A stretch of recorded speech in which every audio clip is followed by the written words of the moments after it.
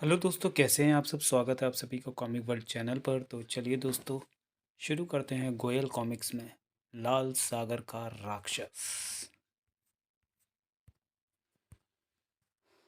लाल सागर का राक्षस।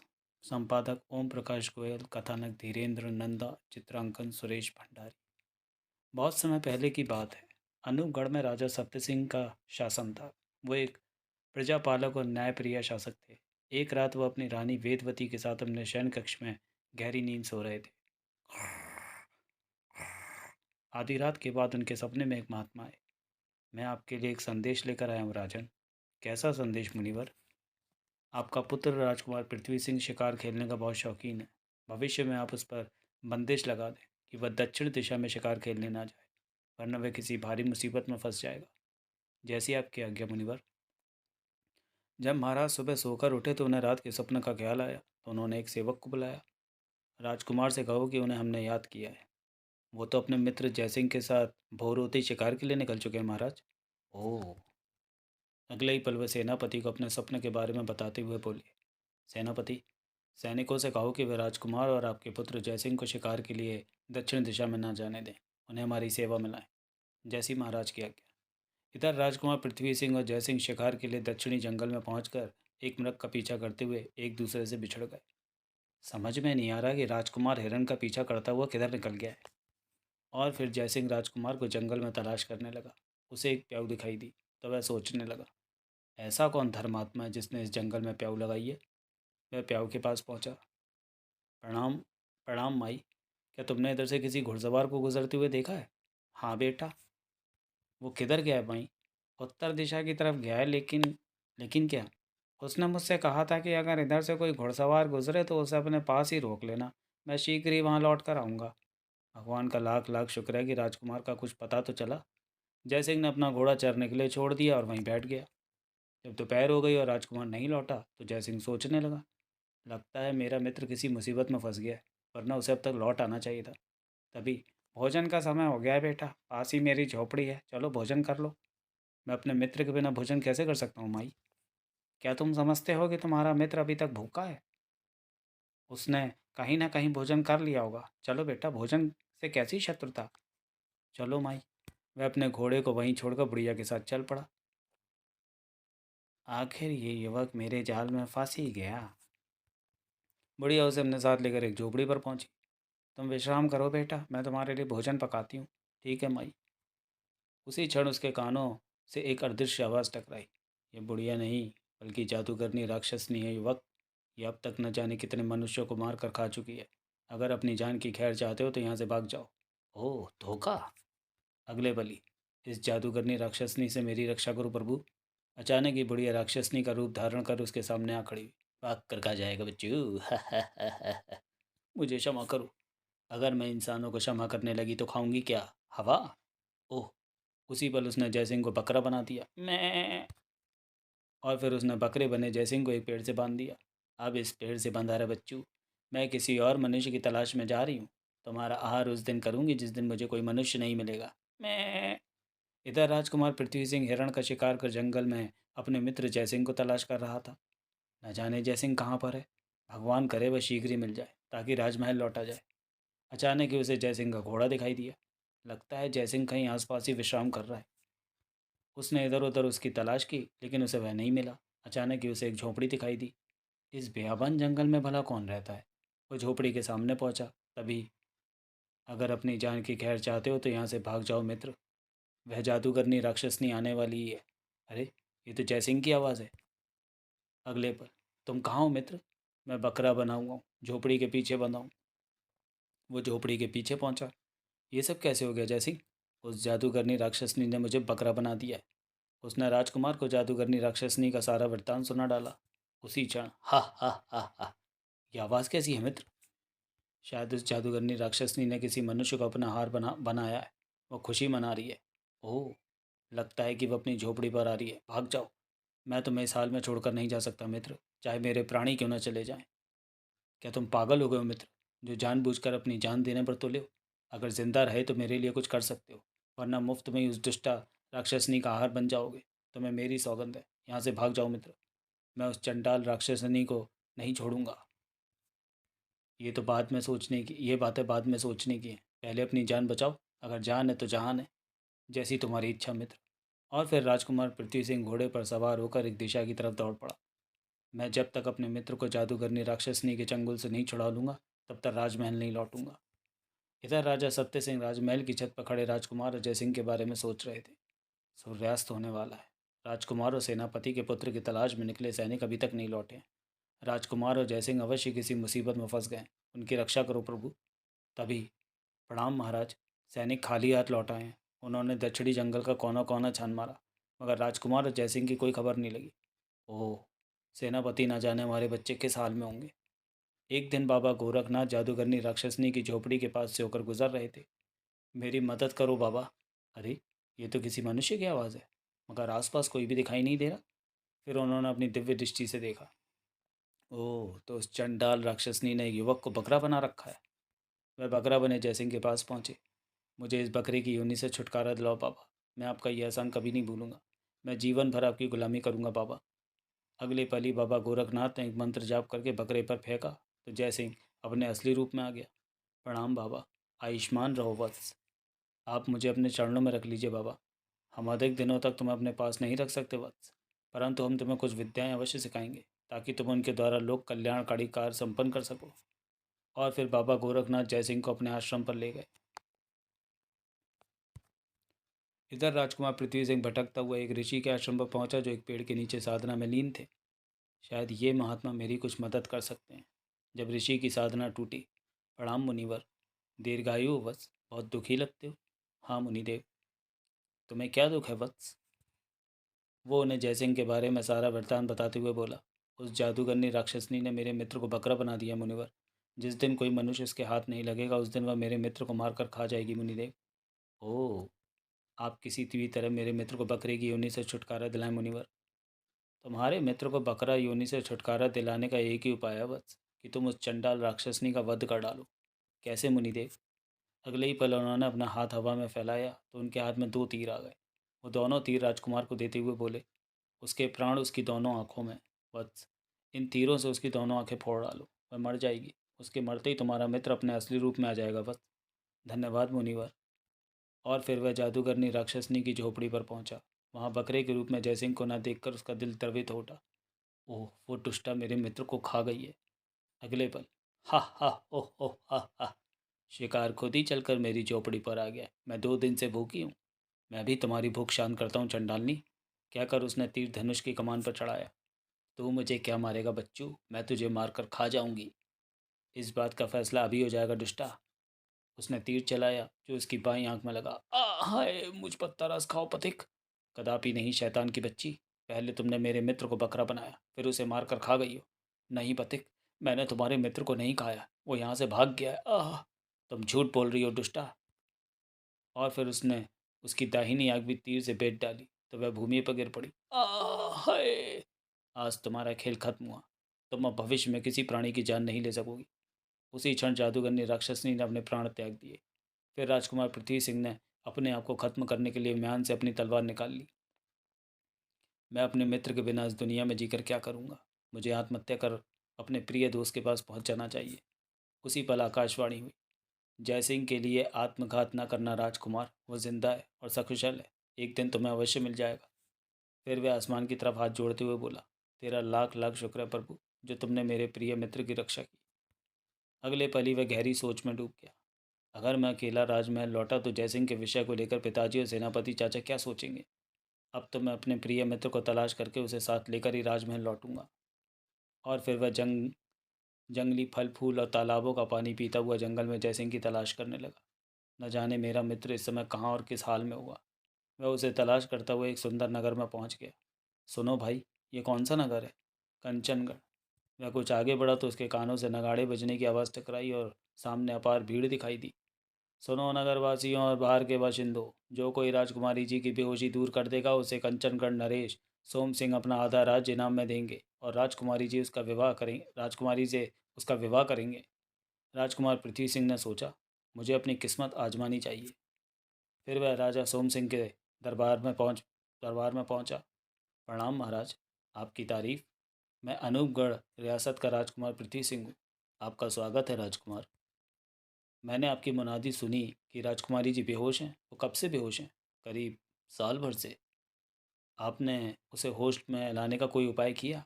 बहुत बहुतेरे उपाय किए, लेकिन सफल नहीं हुए। एक ऋषि के कहने के मुताबिक उसके होश में आने का सिर्फ एक ही उपाय है। क्या महाराज? अगर कोई सोने के झरने का पानी ले आए और वह पानी राजकुमारी को पिलाया जाए तो वह होश में आ सकती है। वह सोने का झरना कहाँ है महाराज? उस झरने तक पहुंचने के लिए आग की नदी पार करनी पड़ती है। आधा राज्य प्राप्त करने और राजकुमारी अनुराधा से विवाह के लालच में बहुत से युवकों ने सोने के झरने से पानी लाने की कोशिश की, लेकिन उन युवकों में से आज तक कोई भी युवक वापस नहीं लौटा है। शायद वे सभी आग की नदी में स्वाहा हो गए हैं। ओह!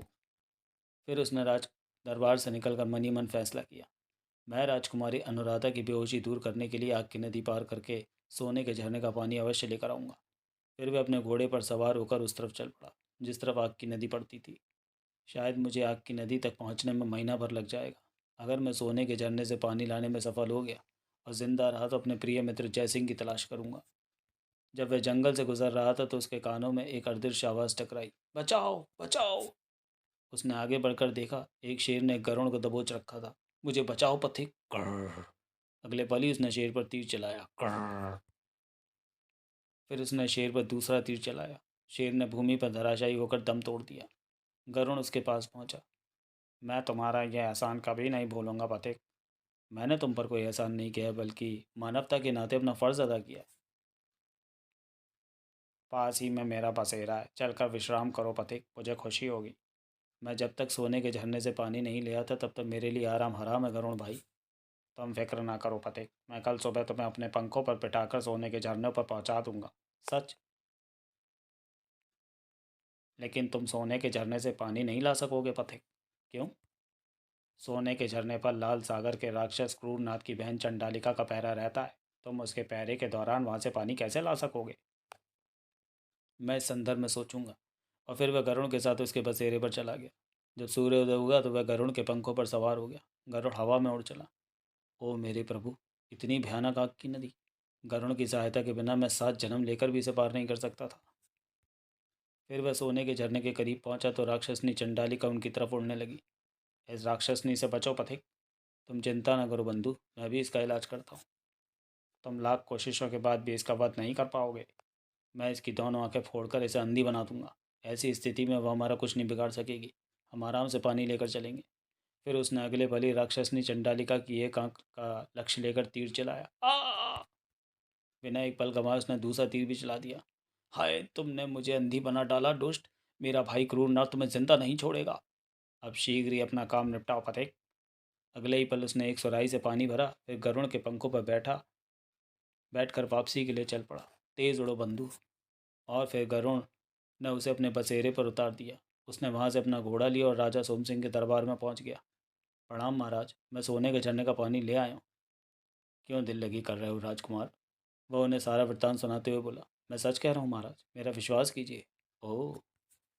फिर राजा सोम सिंह राजकुमार पृथ्वी सिंह को अपने साथ लेकर राजकुमारी अनुराधा के शयन कक्ष में पहुंचे। जब राजकुमारी के मुंह से सोने के झरने की पानी की बूंदें डाली गईं तो वह बिस्तर पर उठ बैठी। मुझे क्या हो गया था पिताजी? तुम करीब 1 साल से बेहोश थी बेटी। अगर राजकुमार पृथ्वी सिंह तुम्हारे लिए सोने के झरने से पानी नहीं ले आते तो शायद तुम्हारी बेहोशी कभी नहीं टूटती। ओह! जब कंचनगढ़ की प्रजा को इस बात का पता चला कि राजकुमार पृथ्वी सिंह के कारण उनकी राजकुमारी होश में आई है तो प्रजा उनकी जय जयकार करने लगी। राजकुमार पृथ्वी सिंह अमर रहें, राजकुमार पृथ्वी सिंह की जय हो, राजकुमार पृथ्वी सिंह जिंदाबाद। इधर राक्षसनी चंडालिका गिरती पड़ती अपने भाई क्रूरनाथ के पास पहुंची, जो लाल सागर में स्थित टापू पर बने महल में रहता था। चंडालिका, मेरी बहन, तुम्हारी ये दुर्दशा किस जालिम ने की है? मैं उसे जिंदा नहीं छोड़ूंगा। बोलो, कौन है वो दुष्ट? मैं उसके बारे में कुछ नहीं जानती भैया। वो सोने के झरने पर पानी लेने आया था। अगले ही पल उसने अपने गले में लटक रही माला निकाली जिसमें एक नरमुंड पिरोया हुआ था। हाँ, हे जादुई खोपड़ी, मेरी बहन की ये दुर्दशा किसने की है? राजकुमार पृथ्वी सिंह ने। इस वक्त वह शैतान का बच्चा कहाँ है जादुई खोपड़ी? वह कंचनगढ़ की राजकुमारी अनुराधा के साथ फेरे ले रहा है। और फिर सोम सिंह ने राजकुमार पृथ्वी सिंह को आधा राज्य नहीं बल्कि अपना संपूर्ण राज्य देते हुए उसका राज तिलक कर दिया। प्रजा अपने नए राजा की जय जयकार करने लगी। महाराज पृथ्वी सिंह अमर रहें, महाराज पृथ्वी सिंह की जय हो, महाराज पृथ्वी सिंह जिंदाबाद। फिर महाराज सोम सिंह तीर्थ यात्रा के लिए निकल गए। दूसरे दिन राजकुमार पृथ्वी सिंह ने अपनी सेवा में सेनापति को बुलाया। वो उसे जय सिंह का हुलिया बताते हुए बोला, हमारे मित्र को शीघ्र से शीघ्र तलाश कर यहाँ लाया जाए सेनापति जी। जो महाराज की आज्ञा। एक रात पृथ्वी सिंह और अनुराधा अपने शयन कक्ष में गहरी नींद सो रहे थे। तभी लाल सागर का राक्षस क्रूरनाथ उनके शयन कक्ष में दाखिल हुआ। मेरी बहन को अंधी बनाकर सुख की नींद सो रहा है, मैं तुझे अपने महल में ले जाऊंगा। वहाँ मैं और मेरी बहन बड़े चाव से तुम्हारा मांस खाएंगे। अगले पल ही वह उनका पलंग उठाकर हवा में उड़ने लगा। अचानक ही पृथ्वी सिंह और अनुराधा की नींद टूट गई। हम कहाँ उड़े जा रहे हैं स्वामी? कुछ पता नहीं प्रिय, चारों तरफ जल के सिवाय कुछ भी नजर नहीं आ रहा है। फिर राक्षस क्रूरनाथ ने लाल सागर में स्थित टापू पर बने महल में उनका पलंग उतारा। वहाँ अंधी चंडालिका को देखकर पृथ्वी सिंह की समझ में सारा माजरा आ गया। ओह, तो क्रूरनाथ अपनी बहन का बदला लेने में यहाँ उठाकर लाया है। अगले ही पल क्रूरनाथ ने अपने विकराल रूप धारण कर पृथ्वी सिंह को किसी रबर के बटुए के समान अपनी मुट्ठी में दबा लिया। तुमने मेरी प्रिय बहन को अंधी बनाया शैतान के बच्चे, मैं तुम्हें कच्चा चबा जाऊंगा। मेरे पति की रक्षा करो प्रभु। इस दुष्ट को तुम अकेली न खा जाना भैया, बल्कि इसका आधा शरीर मुझे भी देना। अवश्य दूंगा बहन। उसी क्षण अनुराधा क्रूरनाथ के पैर पकड़कर रो पड़ी। भगवान के लिए मेरे पति पर दया करो, रहम खाओ, इनके बदले मेरी जान ले लो। मैं तुम्हारी जान नहीं लूंगा सुंदरी, बल्कि तुमसे विवाह करके तुम्हें अपनी पत्नी बनाऊंगा। अगले ही पर क्रूरनाथ ने पृथ्वी सिंह की दोनों टांगें पकड़कर बीच में से फाड़ डाला। अये आ! हा, हा, हा, हा, हा। उसी क्षण अनुराधा बेहोश होकर जमीन पर गिर पड़ी। हे प्रभु!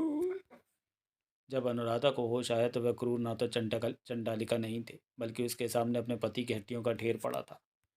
अगले पल ही वह हड्डियों पर गिरकर रोने लगी। स्वामी, मेरे नाथ, आपके बिना मैं जीकर क्या करूंगी? मैं भी लाल सागर में कूदकर आत्महत्या करके आपके पास पहुंच रही हूँ मेरे देवता। उसी क्षण आकाशवाणी हुई, भूल कर भी आत्महत्या न करना अनुराधा। एक दिन पृथ्वी सिंह जिंदा हो जाएगा, तुम इसकी हड्डियां संभाल कर रख दो। उसने शून्य की तरफ अपने हाथ जोड़ दिए। अब तो सिर्फ तुम्हारा ही सहारा रह गया है प्रभु। और फिर अनुराधा ने पृथ्वी सिंह की हड्डियां एक सुरक्षित स्थान पर जमीन में गाड़ दी। शाम को लाल सागर का राक्षस क्रूरनाथ अपने महल में लौटा। उसने वहां पृथ्वी सिंह की हड्डियां नहीं देखी तो उसने अनुराधा से प्रश्न किया, तुम्हारे मक्कार पति की हड्डियां कहाँ हैं? अब उनका क्या करोगे? मैं उसकी हड्डियों का सुरमा बनाकर अपनी बहन की आंखों में डालूंगा, ताकि वह फिर से सारी दुनिया को देख सके। कहाँ है उस दुष्ट की हड्डियाँ? मैं उन्हें सागर में फेंक आई हूँ। ओह मूर्ख, ये तुमने क्या किया? अब मेरी बहन निकट भविष्य में कभी अपनी आंखों से नहीं देख सकेगी। खैर, मैं अपनी बहन की आंखों के बारे में बाद में सोचूंगा। राजकुमारी, मुझे ये बताओ कि तुम मुझसे शादी करने के लिए तैयार हो या नहीं? मैं मर जाऊंगी लेकिन तुमसे शादी हरगिज नहीं करूंगी चंडाल। खामोश, मैं तुम्हें 1 महीने का समय दे रहा हूँ। अगर तुमने 1 महीने के अंदर अंदर मुझसे शहर शादी नहीं की तो मैं तुमसे ज़बरदस्ती शादी कर लूँगा। तुम मेरे साथ नहीं बल्कि मेरी लाश के साथ विवाह कर सकोगे। इधर जय सिंह बाबा गोरखनाथ के आश्रम पर विद्याएं सीखते हुए 1 महीना गुजार चुका था। मैं जो विद्याएं जानता था उनमें तुम्हें पारंगत कर चुका हूँ वत्स। तुम्हें सिर्फ एक विद्या नहीं सिखाई गई है। कौन सी विद्या गुरुदेव? अकाल मृत्यु प्राप्त हुए इंसान को किस तरह जिंदा किया जाता है। ओह! और फिर बाबा गोरखनाथ ने उसे ये विद्या सिखाकर अपने आश्रम से विदा किया। फिर उसने आश्रम से निकल कर सोचा, मेरा मित्र राजमहल में मेरा इंतज़ार कर रहा होगा। जब मैं उसे बाबा से सीखी विद्याओं के बारे में बताऊंगा तो वह कितना खुश होगा। फिर वह राजमहल में पहुंचा। प्रणाम महाराज। आयुष्मान भवो वत्स। राजकुमार कहाँ है? क्या वो अभी तक राजमहल नहीं लौटा है राजन? नहीं वत्स, तुम दोनों साथ ही शिकार को निकले थे। मैं जब तक राजकुमार को तलाश कर राजमहल नहीं ले आऊँगा तब तक आपको अपना चेहरा नहीं दिखाऊंगा महाराज। भगवान ही जाने कि मेरा पुत्र किस हाल में होगा। जय सिंह उल्टे पाँव ही राजमहल से लौट गया। जय सिंह राजकुमार पृथ्वी सिंह की तलाश करता हुआ कंचनगढ़ में पहुंच गया। उसने नगर में चारों ओर तरफ सन्नाटा देखा तो एक राहगीर से पूछा, क्यों बंधु, ये नगर वीरान क्यों पड़ा है? 5 दिन पहले यहाँ के राजा पृथ्वी सिंह और महारानी अनुराधा का अपहरण हो गया है। राजा पृथ्वी सिंह यहाँ से कब से शासन कर रहे हैं? वो 7 दिन पहले ही यहाँ के राजा बने थे। उसने उसे पृथ्वी सिंह के बारे में सारा वृत्तांत सुना डाला। ओह, तो यहाँ का राजा मेरा प्रिय मित्र पृथ्वी सिंह ही था। भगवान ही जाने कि वह इस वक्त अपनी रानी के साथ किस हाल में होगा। फिर उसने राहगीर से पूछा, तुम लोगों के ख्याल से उनका और महारानी अनुराधा का अपहरण कौन कर सकता है? शायद उनका अपहरण लाल सागर के राक्षस क्रूरनाथ ने किया है, क्योंकि महाराज ने उसकी बहन चंडालिका की दोनों आंखें फोड़कर उसे अंधी बना दिया था। जय सिंह ने एक मंत्र का उच्चारण किया तो उसके सामने एक चटाई बिछ गई। उसने चटाई पर खड़े होकर उसे लाल सागर के राक्षस के महल में चलने का आदेश दिया तो वह हवा में उड़ चली। जब उसे लाल सागर में स्थित टापू पर क्रूरनाथ का महल दिखाई दिया तो वह चटाई से बोला, क्रूरनाथ के महल पर चक्कर लगाती रहो जादुई चटाई। फिर चटाई महल पर चक्कर लगाने लगी। जब उसने योग विद्या से ये जाना कि इस समय क्रूरनाथ महल में नहीं है तो उसने चटाई को नीचे उतरने का आदेश दिया। फिर महल की छत से सीढ़ियों से नीचे उतरने लगा। क्रूरनाथ का महल तो पूरा किला है। फिर वह उस कमरे में पहुंचा जिसमें अनुराधा थी। प्रणाम भाभी। तुम कौन हो अजनबी? मेरा नाम जयसिंह है। मैं पृथ्वी सिंह के बचपन का दोस्त हूँ भाभी। मेरा प्रिय मित्र कहाँ है? उन्हें क्रूर दुष्ट उन्हें दुष्ट क्रूरनाथ और उसकी बहन मार कर खा गई हैं, कहकर अनुराधा रोने लगी। क्या पृथ्वी सिंह की हड्डियाँ सुरक्षित हैं? हाँ। फिर तुम चिंता ना करो भाभी। मैं अकाल मृत्यु प्राप्त हुए प्राणी को जिंदा करने की विद्या जानता हूँ। सच? हाँ भाभी। फिर उन्हें जल्दी से जिंदा कर यहाँ से भाग चलिए। उस दुष्ट राक्षस के आने का समय हो गया है। हम उस शैतान को खत्म करके यहाँ से कूच करेंगे भाभी। क्या मतलब? अगर वह जिंदा रहा तो फिर से आपको और मेरे मित्र का अपहरण कर सकता है। लेकिन क्रूरनाथ को मारना बहुत मुश्किल है। उस पर कोई मारण मंत्र नहीं चलता। फिर वह उसे अपनी योजना समझाते हुए बोला, आप उससे प्यार का नाटक कर ये जानने की कोशिश करें कि उसकी मृत्यु कैसे हो सकती है। ठीक है। जब शाम को क्रूरनाथ अपने महल में लौटा तो इधर उधर सूंघते हुए बोला, मुझे मानव गंध आ रही है अनुराधा। लगता है मेरी अनुपस्थिति में यहाँ कोई मानव आया है। यहाँ कोई नहीं आया है, तुम्हें मेरी ही गंध आ रही है। असंभव, मैं तुम्हारी गंध को अच्छी तरह पहचानता हूँ। मुझे किसी नए मानव की गंध आ रही है। तो फिर देख लो। उसने पूरा महल छान मारा लेकिन उसे कोई मानव नजर नहीं आया। और फिर अनुराधा जयसिंह की योजना पर अमल करते हुए क्रूरनाथ के साथ प्यार का नाटक करने लगी।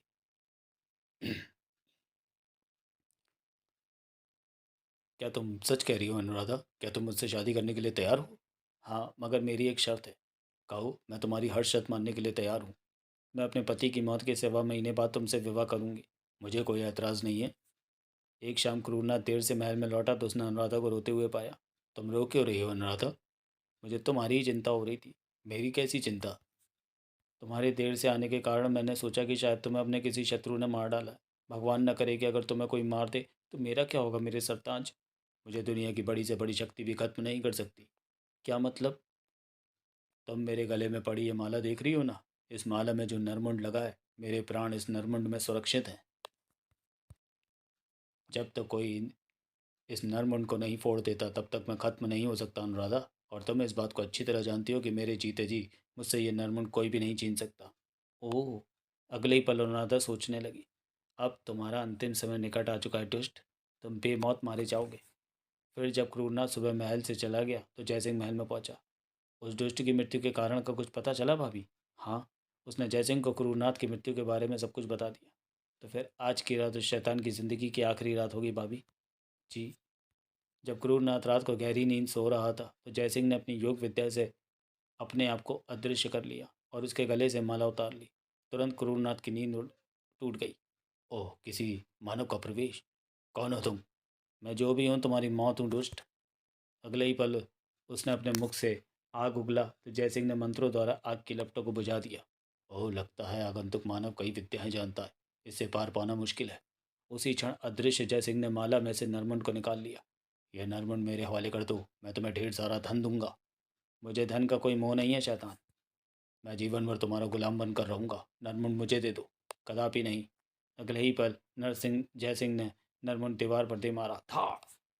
उसी क्षण नरमुंड ही नहीं बल्कि क्रूरनाथ का शरीर भी कई भागों में विभाजित हो गया। फड़ाक!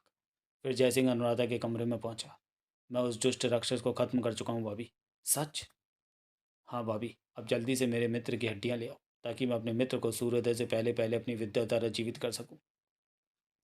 मैं अभी उनकी हड्डियाँ लेकर आती हूँ। फिर अनुराधा पृथ्वी सिंह की हड्डियाँ ले आई तो जय सिंह मंत्रों का जाप करने लगा। जब वह जीवित साधना मंत्र पूरे कर चुका तो पृथ्वी सिंह फर्श पर उठ बैठा। ओह, क्या मैं जिंदा हूँ? हाँ मित्र। हाँ स्वामी। लेकिन मुझे तो क्रूरनाथ मार कर खा गया था, फिर मैं जिंदा कैसे हो गया? आपको जयसिंह ने जिंदा किया है स्वामी। जयसिंह ने उसे बाबा गोरखनाथ से जो विद्याएं सीखी थी उनके बारे में सब कुछ बता दिया। तुमने मुझे एक नया जीवन दिया है मित्र। मैं तुम्हारा वह एहसान कभी नहीं भूलूंगा। मैंने तुम पर कोई उपकार नहीं किया मित्र, बल्कि मित्रता का कर्तव्य निभाया है मैंने। अगले ही पल दोनों मित्र एक दूसरे के गले लग गए। पृथ्वी सिंह, मेरे प्रिय मित्र। जय मेरे दोस्त। ईश्वर करे कि इनकी मित्रता सदैव कायम रहे। और फिर वे तीनों जादुई चटाई पर बैठकर हवा में उड़ चले। उन्हें चटाई पर बैठे देखकर अनूप अनूपगढ़ की प्रजा आपस में बातें करने लगी। अरे, ये तो अपने राजकुमार हैं। इनके साथ सेनापति जी के पुत्र भी हैं। अद्भुत उड़ने वाली चटाई है। लगता है कि इनके साथ जो लड़की है वे किसी देश की राजकुमारी है। राजकुमार की जय हो। राजकुमार जिंदाबाद। जय सिंह अमर रहे। और फिर उन तीनों ने राजा सत्य सिंह के चरण छुए तो उनका हृदय गदगद हो उठा। उन्होंने पृथ्वी सिंह से पूछा, ये सुंदर कन्या कौन है बेटे? गुस्ताखी माफ़ हो पिताजी, अनुराधा आपकी बहू है।